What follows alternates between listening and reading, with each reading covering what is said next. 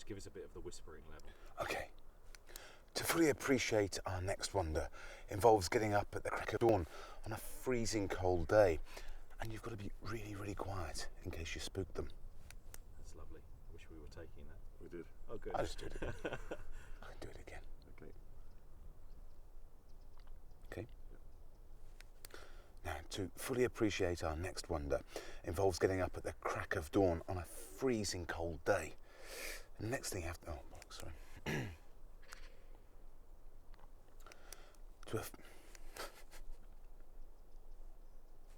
To fully appreciate our next wonder involves getting up at the crack of dawn on a freezing cold day. And you've got to be really, really quiet in case you spook them. I like that. Try one more and just to exit. Exit frame. Yeah. Torch on or off? Don't really matter. Off. Off and out. Off and out. Off and out, yeah. One more off and out. Yep. Just wait for that car, shall I? Yeah.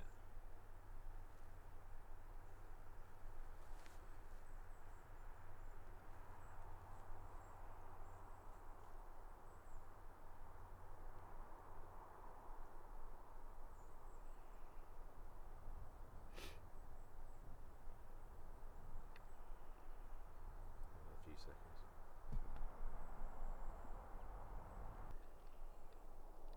Sweet. Now, to fully appreciate our next wonder involves getting up really, really early on a freezing cold day. Oh, and you have to be really quiet as well, in case you spook them.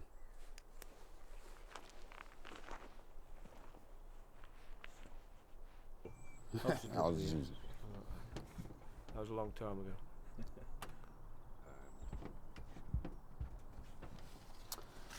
This is Peter Pursglove. He's the wildlife ranger here on Cannock Chase. Peter, what are the chances of seeing deer today, do you think? Should be pretty good, but you never know. Nice weather like this, a lot of people about, so if you want to get in, we'll get off and see if we can find some. Sounds good to me.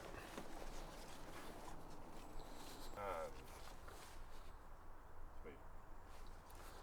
This is Peter Pursglove. He's a wildlife ranger here on Cannock Chase. Peter, what are the chances of seeing some deer today? Should be pretty good. Nice weather, but a lot of people about, so the sooner we get away and have a look, the better. Super. Sounds good to me. Okay.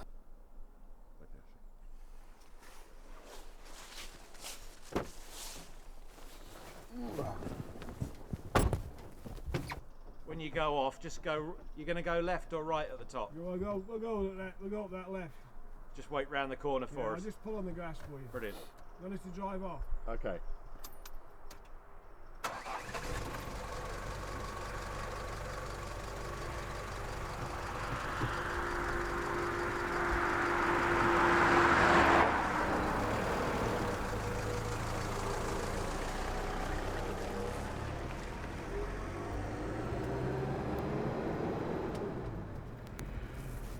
Oh, yeah.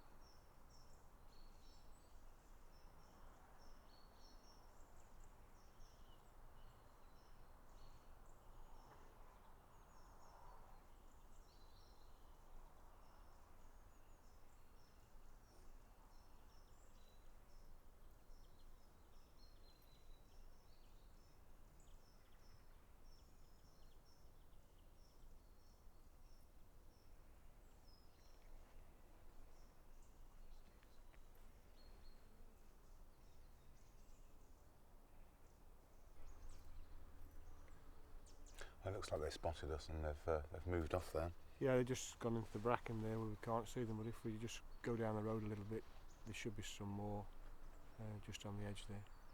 Okay. And that noise they make, that like barking noise, is that just warning other people? That's an alarm call. Oh, right. That's we know what they're about.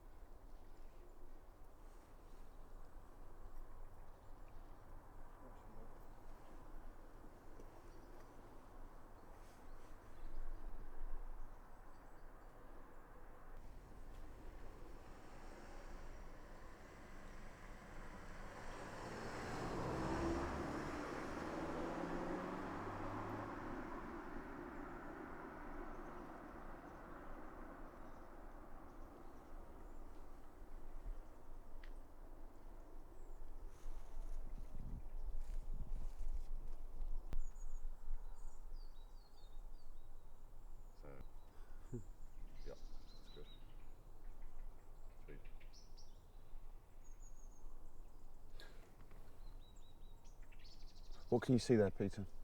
Well, there's quite a few fallow and quite a few fawns, which are youngsters amongst them. Not sure how many. There's probably 10 or 15, I would think. Is that quite a lot? It's a reasonable group for on the chase, especially on a quiet area like where we are at the moment.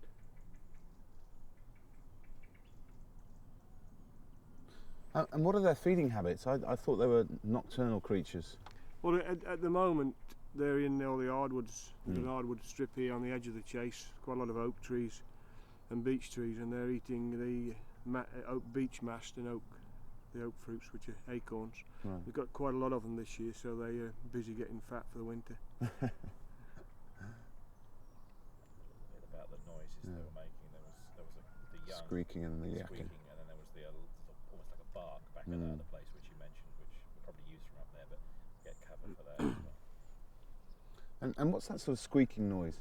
The squeaking is the youngsters or the fawns, which were born this year in June, communicating with the mothers, just a reassurance that she's still there. because obviously there's quite a lot of cover in here with the bracken, so they just keep contact with each other. Right. And that barking that we heard earlier, what was that all about? That was from one of the does, which is a mature female. She'd seen us, and just an alarm call to the rest of the group that there's somebody out there who may be a predator. Right. They're quite clever then, aren't they? Oh, they're not too daft, really.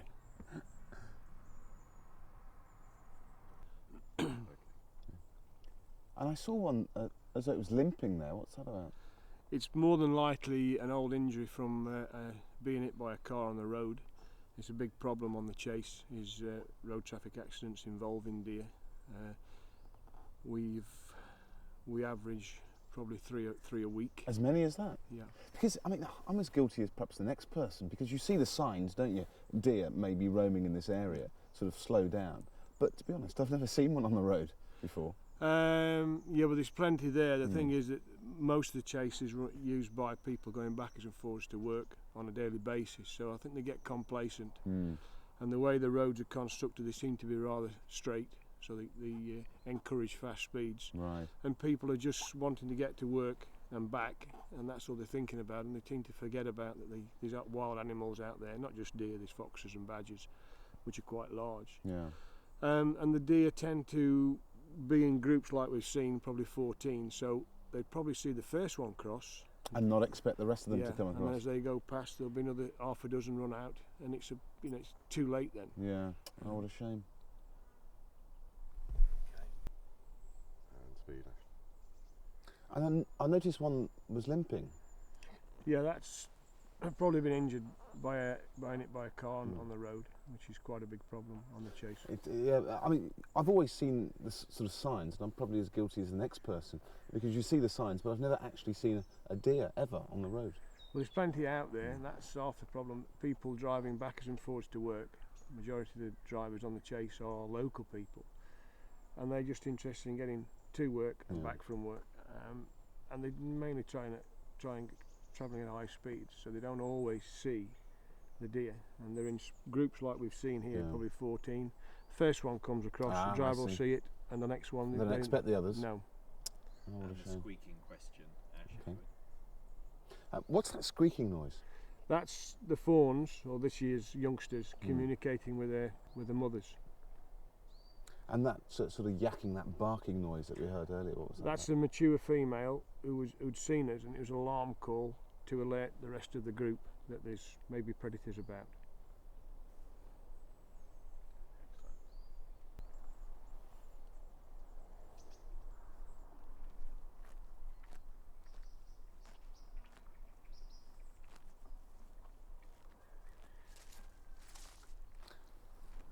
How many deer do you reckon there are on the chase in all, do you think? That's hard to say, actually. We don't normally give major figures out, but this time of year, probably in the region of the fallow deer, talk about the fallow deer, probably in the fell them in the forest to stop them going out onto the forest. This area was quite bad at this point. A confirmed case. Those sheep are now over there. Yeah. So it was shut down. The chase was shut down for nearly 7 months. Yeah, I remember, yeah. Fantastic for wildlife. You wouldn't believe what was here. Because we're honestly like myself. Yeah. One or two of the rangers going in the wood, and it was unreal what you saw. God. I didn't realise there was that much wildlife there. Yeah, of course I didn't consider that. But you don't really feel good. I mean, this feels, I'm surprised you've not heard that. This usually full of them. What would they be feeding on in there? Just grass? This is trash. Predominantly grazers. Different species of deer tend to eat different things, so they don't compete with each other. It's quite good actually how Mother Nature sorts things out. Right. So you get the muskrat and the roe deer, those rays coming off the they're sun there, more isn't it, as well? browsers, and you'll see a roe deer in a field like that won't be eating the grass, it'll be eating all the herbs and vetches between, all the weeds basically. Do you get hunters up here? Do you get poachers or anything like that? We do get a few poachers, yeah, but Right. now. When we shoot them, we have to cut a certain amount every year, but because we've got no natural predators, you see, so we have to Right. keep them in balance. And what do you do? Flog the meat? Yeah, it goes into the food chain, yeah. Oh, excellent. Apart from the road predators, they incinerate. Because you don't know how long they've been there. Well, you don't know what toxins in them, and also they're normally stressed up. Most of them are alive when we get there, so we have to put them out of misery. Right. So they're all stressed up, and it has a big effect on the meat. And all the adrenaline in there. So Oh, in the muscle and yeah, stuff. and you don't know whether they've got contaminations from the vehicles, and so you just don't risk it there.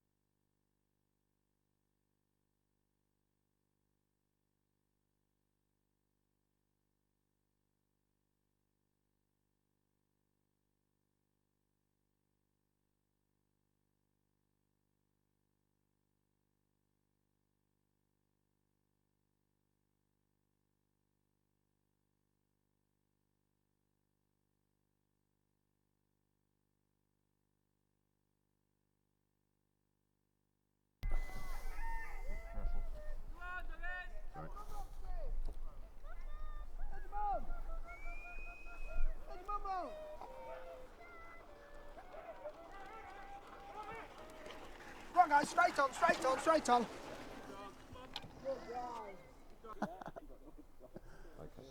I went to the launch of the Range Rover when it launched. 3, 2, 1. Let's go. Quick, one. Up at Skibo Castle in Scotland, and they flew us up there. They must have spent millions on this launch. Well, they obviously did.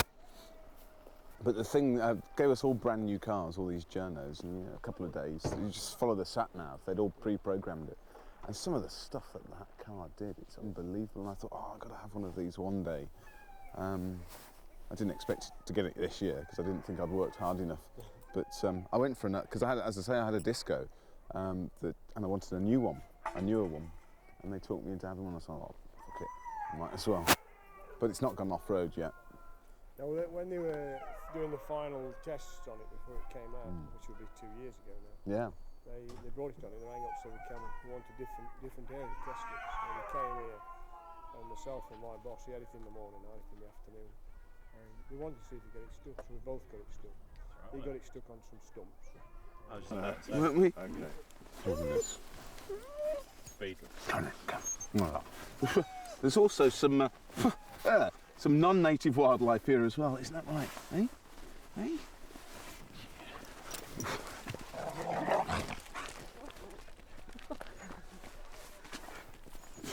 And there is some.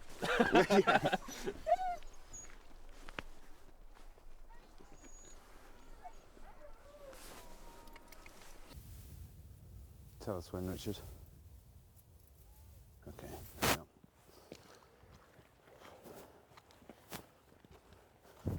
So 27 years. What makes you do it? I sometimes wonder myself, but I think it's because it's just being out. It's quite magic where we are at the moment, isn't it? It is. I mean, it's got to be one of the best jobs in the world, to be honest. Outdoors, all this around you. It's Wildlife. I wouldn't say it's that, but it's pretty close to that. And you know, we are now. There's nobody around, Yeah. and yet we are only what 30 miles from Birmingham, and it's a nice, special place in the Midlands, I would think here. We're on a heathland habitat at the moment. We're walking through, and it's a pleasure to be here. Yeah. And we talked about the wildlife, but how much wildlife is actually here, do you reckon? There's a lot of species that you don't see because we do have a lot of human activity on here. Mountain bikers, walkers, huskies, horse riders.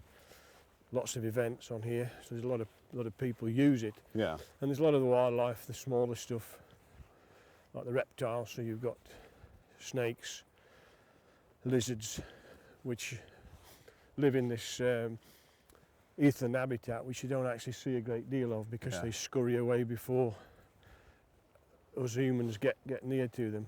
Oh, I see. And there's quite a lot of species of bird live on the chase. A lot of migrants coming in the summer. And then you've got rabbits, hares, foxes, badgers. And of course the deer that we've seen. Yeah, there's 3 species on the chase. We've seen fallow deer this morning, but there's red deer and muntjac as well. All right.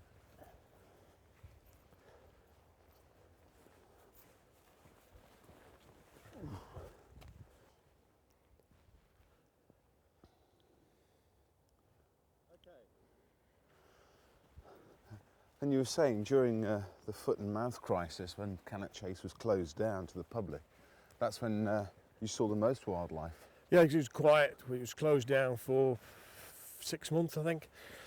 And it was amazing just how much wildlife came out. There was no public activity bar for patrols from the rangers. So they just left to it? They just left to it. They had the place to themselves and they used it to the best advantage, and it was amazing just what was out there. It even amazed the likes of myself and the other rangers who actually work on here all the time, just the numbers of different wildlife that was there. Yeah. I bet it's quite a sight to see. It was actually. It was Towards the sand away from us, yeah? Yeah. Okay, just move this way.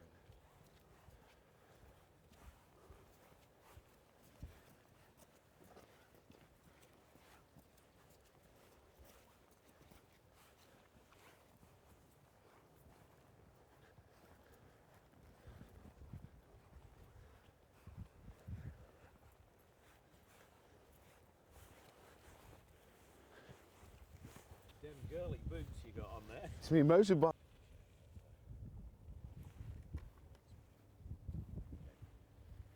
Yep. Wow, this is pretty impressive. Yeah, it's a trig point, the Ordnance Survey trig point for how they mapped. It's a fantastic view, isn't it? What have we got over there? Well, you think we're surrounded by, there's Burton-on-Trent, Lichfield, Derby, and if we come round this way, you've got the Stoke and the Potteries, Newcastle, and then you swing right round and you've got Cannock, Ensford, and then round to Wolverhampton, and then Birmingham that way. So if you remember, if you bear in mind, we're surrounded by big conurbations. And to have this right in the middle, It's amazing. pretty yes. amazing, isn't it? Yeah. How many people do you think actually use the Chase? I wouldn't even guess, but a lot. Because it's open to so many people, isn't it? Well, it's open. All the ground is public access is open, Forestry Commission wise, and the County Council, Staffs County Council are saying, because you must remember that most of the chase, or the majority of the chase, is managed by either the County Council or the Forestry Commission. So they're both public bodies, and it's here for public use. And we've seen all sorts there, haven't we? From people just jogging, cycling, even huskies. Huskies, and we have lots of running clubs. The Army still uses it a little bit. We've actually come past the old Army Rangers, which is now used for the Army Cadets. So they every weekend. We have an amazing amount of people use it, and different activities. A lot of horse riders. Later on today we've got a 4x4 safari event. So there's plenty of usage by people. Let me just hold on. I'm just going to move something here because it's. If you could not chink your keys. Oh yeah, it's me too. It's my bad habit. Let me sort that out. Put them in another pocket. Take him out of his pockets because it's too cold. I don't blame you. Okay, and speed. And how long have you been working these fields here? I've been working for the Commission for probably 27 years, and I think I've been here for 17 or 16 or 17 years anyway. So you've got to love your job to have been here that long. You could say that, yes. Yeah, I do actually, yeah. Otherwise, it's all the same. I wouldn't be here if I didn't like doing what I do. Yeah. Things have changed dramatically while I've worked for them. I mean, there's more people who've got more leisure time now, so we've had to adapt as a job goes to change from being purely wildlife orientated to think about other people using it nowadays. So you're possibly the best person to ask, Peter, why this place is so wonderful.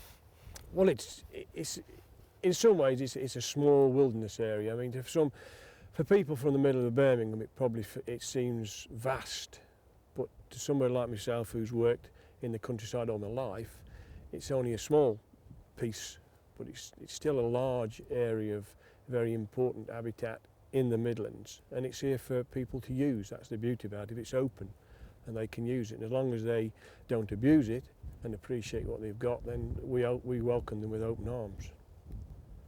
Just on a personal level, ask him what he loves about Cannock Chase. Yeah. But your job aside, what is it about the chase that you love? Well, one of my big passions in life is deer. So I like working with the deer on the chase. They're a special species, but all wildlife. But also, I don't know, it's the habitat on the chase. I like the heathland habitats, and also we've got the woodland. It's just to live here, and I feel lucky that I actually live in the middle of it. And you can just sit in the garden on a summer evening, and there's just you and the wildlife.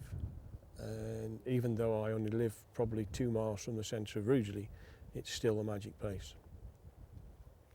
Excellent. Stay there. Hold on. So do you have to switch the blue light on very often?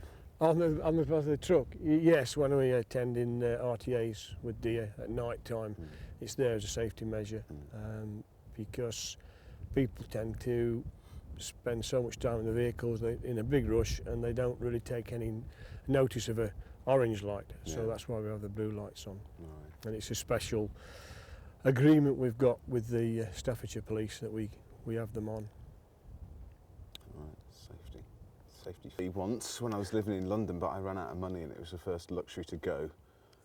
So I've got a 750 Suzuki GSX now, which is it's a kind of a sports bike, but and it's the first sports bike that I've had. I quite like tourers and stuff like that. But I just like machines. I just like operating machines. Well, the problem on here with off-road bikes, that's a problem on here. It's one of the few activities that that is banned actually. We don't allow them on, and they are a problem. This would be great for. And the trouble is the police won't do a great deal about it because they haven't got the manpower nowadays. Right. But, plenty of mountain bikes though. Yeah. Tons of those things. But not a bad place, eh? Oh, it's great. Super. Still wants to talking, does he? Here we are, look.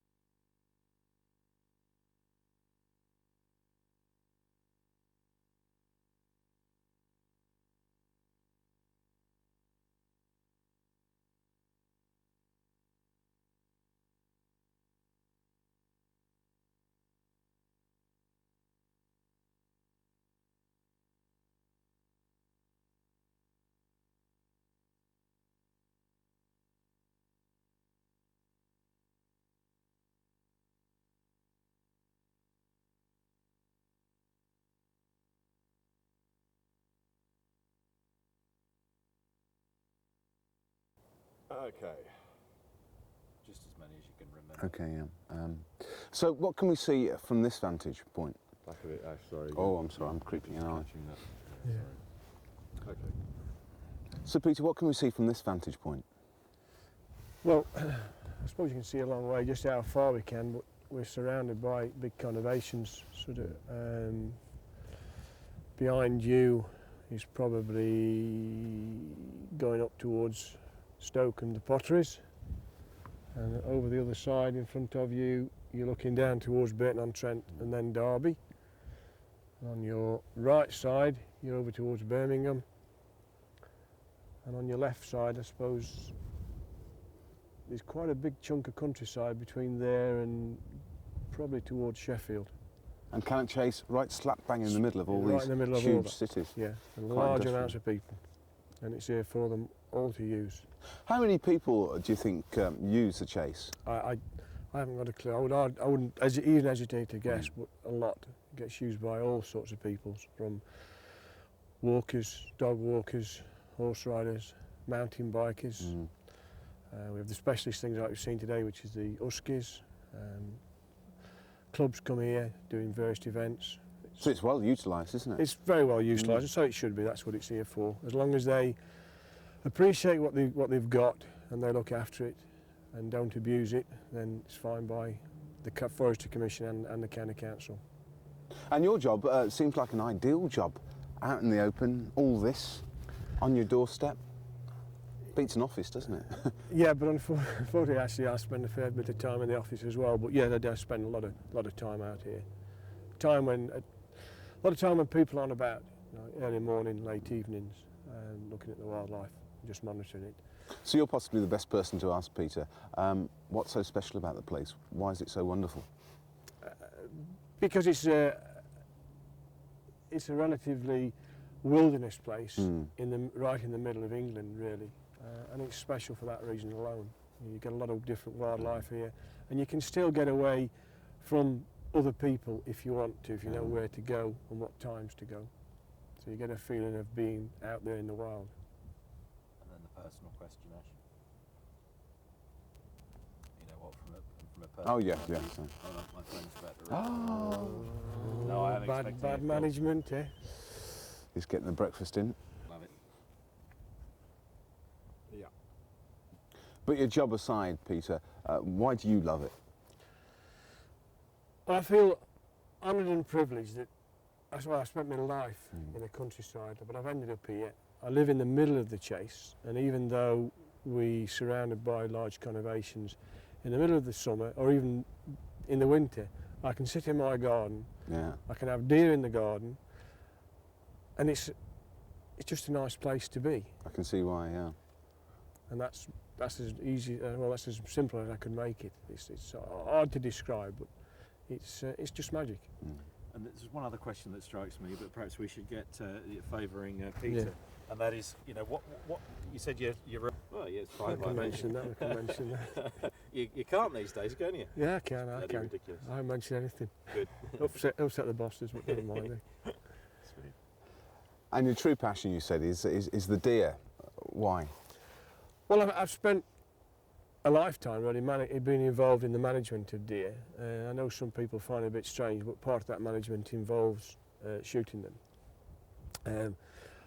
But I've always been passionate about deer, not just the ones here, but all the species. And there's something magic about them. All the species are different, the different challenges, they're nice to look at. And I like to think that when I do the job, I do it right, so we try to keep them in balance. And they do taste nice. You can edit that if you want. Can't you?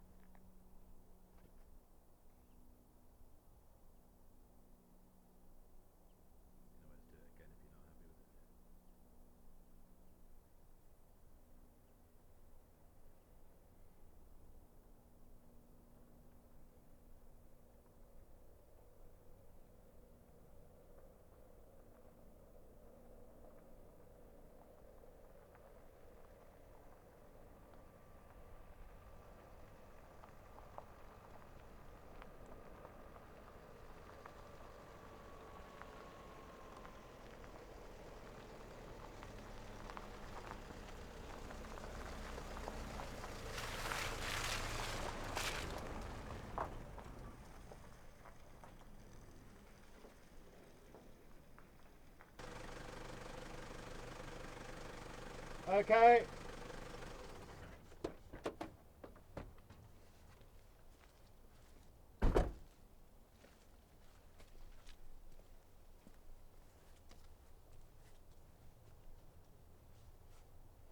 Good. Okay.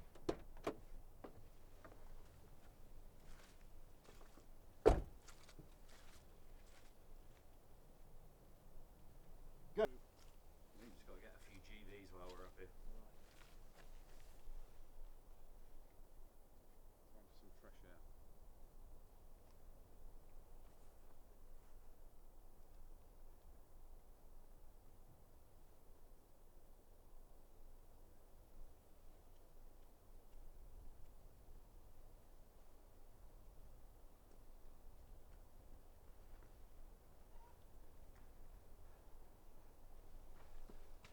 Morning.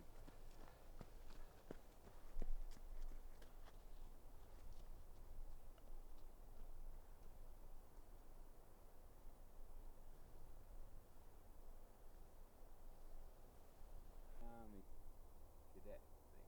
I think I did that. And then it just said.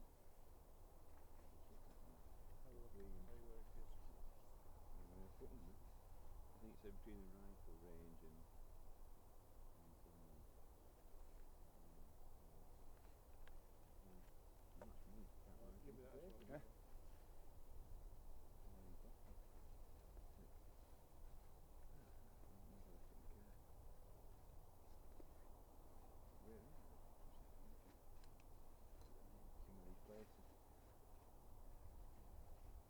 The rifle range is there.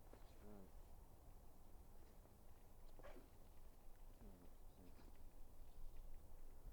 Rifle range in Pars Warren. Pars Warren. No, you're here. Right. So it's That's Pars Warren there. morning. Right. Down Down this track here. We've got it come. Yeah. There's only tracking up in front of those big trees there. So it's cool. Yeah. What are you doing? Just BBC filming some books. But that's Pars Warren over here. Those trees there, that's Pars Warren. I won't be a million miles away. No, not Pars Warren.